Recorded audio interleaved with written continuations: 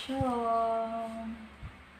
Hari ini tanggal 14 Juli 2020, saya akan mengajak kalian untuk bersama-sama belajar pendidikan agama Kristen dan Katolik untuk kelas 2 SD di semester pertama. Tetapi terlebih dahulu, sebelum kita belajar, marilah kita berdoa. Mari anak-anak kita berdoa. Bapa yang Maha Kuasa, terima kasih atas segala yang telah Kau berikan buat kami. Saat ini anak-anak mau kelas 2A, mau belajar tentang kebenaran firman. Mari kami undang Kau senantiasa hadir di tengah kami, memampukan setiap anak-anak-Mu untuk bisa belajar dengan baik, mengerti apa yang Engkau inginkan pada setiap anak-anak-Mu. Hanya di dalam nama Tuhan Yesus, haleluya, amin. Nah, untuk materi pembelajaran agama Kristen maupun Katolik memiliki tema yang sama, yaitu tentang orang tua. Nah, tentu setiap kita memiliki orang tua, orang yang lebih tua dari kita, yang Tuhan izinkan di tengah keluarga kita sebagai wakil Allah. Nah, hal itu ditulis di dalam kitab Keluaran 20 ayat 1 sampai 17, di mana di sana tertulis ada 10 hukum Tuhan atau dasar titah yang ditulis melalui 2 loh batu yang oleh Allah sendiri memberikan kepada Musa di Gunung Sinai. Nah, 10 perintah Tuhan, 10 hukum Tuhan maksud saya, itu merupakan pedoman hidup yang harus ditaati oleh seluruh umat Israel, dan juga tentu saja kita semua.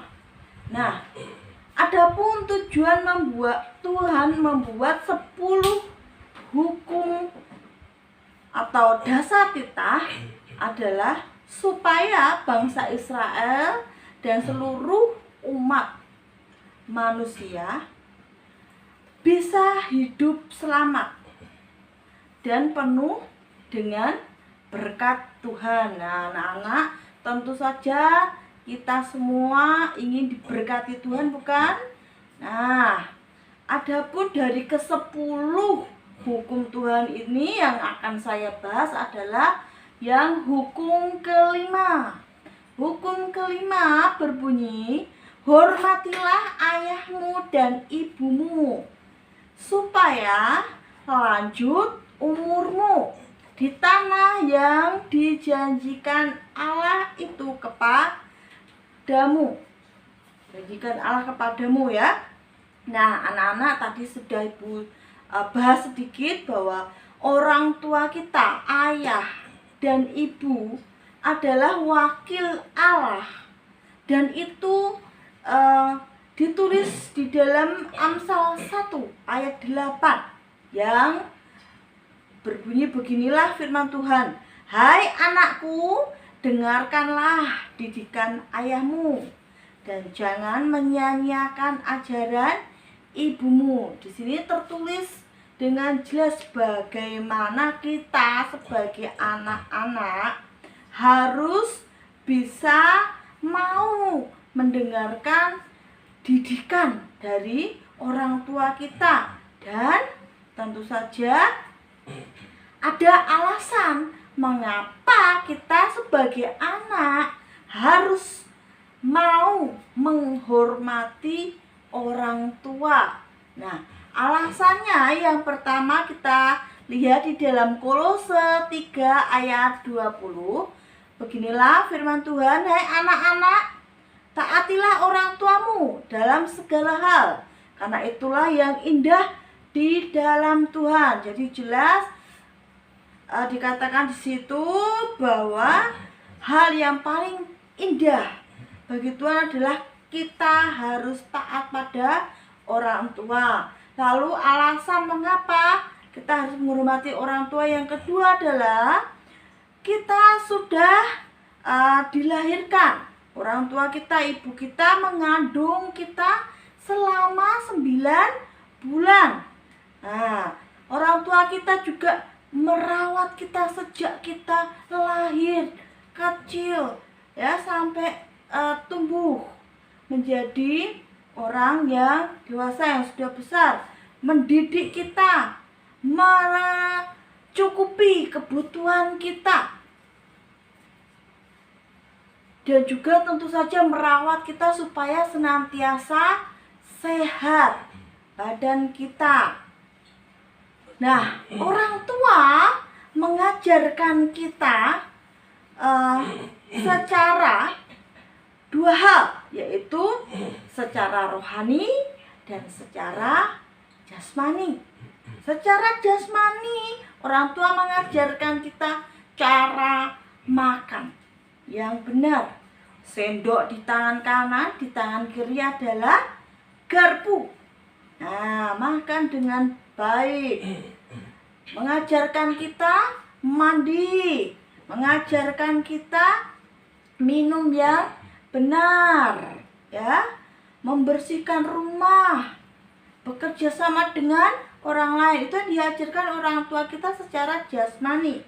Dan secara rohani, orang tua juga mengenalkan kepada kita bahwa ada Tuhan yang Maha Kuasa, mengajari kita bagaimana kita berdoa, bagaimana kita beribadah kepada Tuhan, mengasihi sesama.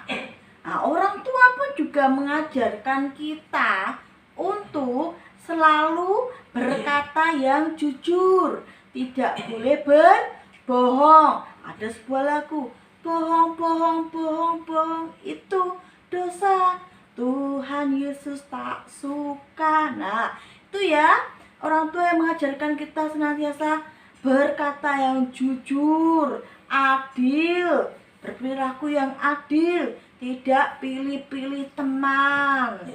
Nah, dan mengajarkan kita hal yang benar yang harus kita lakukan, ya, tegas, mau mengampuni dan lain-lain.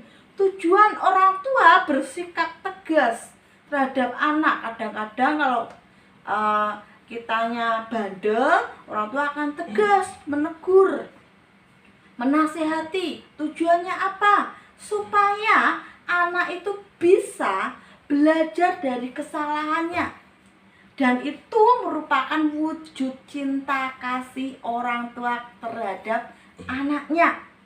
Nah, kita sebagai anak harus bersyukur memiliki orang tua yang begitu menyayangi dan mengasihi kita. Ya, lalu bagaimana cara kita bersyukur terhadap orang tua yang Tuhan sudah berikan pada kita? Yaitu yang pertama, kita harus rajin mendoakan orang tua kita. Kita doakan ayah kita yang sedang bekerja, ibu kita yang betul-betul merawat kita, mendidik kita. Ya. Yang kedua adalah kita harus menaati perintah orang tua. Tidak boleh membantah. Ya.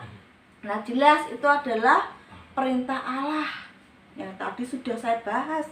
Lalu yang ketiga adalah kita sebagai anak harus memperhatikan nasihatnya. Nasihat dari orang tua itu berguna untuk kita ke depannya, supaya kita bisa menjadi orang yang sukses, supaya kita bisa menjadi orang yang mandiri. Ya, lalu orang tua juga mengajarkan kita. Nah, kita harus bersyukur untuk itu, dan kita harus mau bersikap sopan terhadap orang tua, hormat kepada orang tua.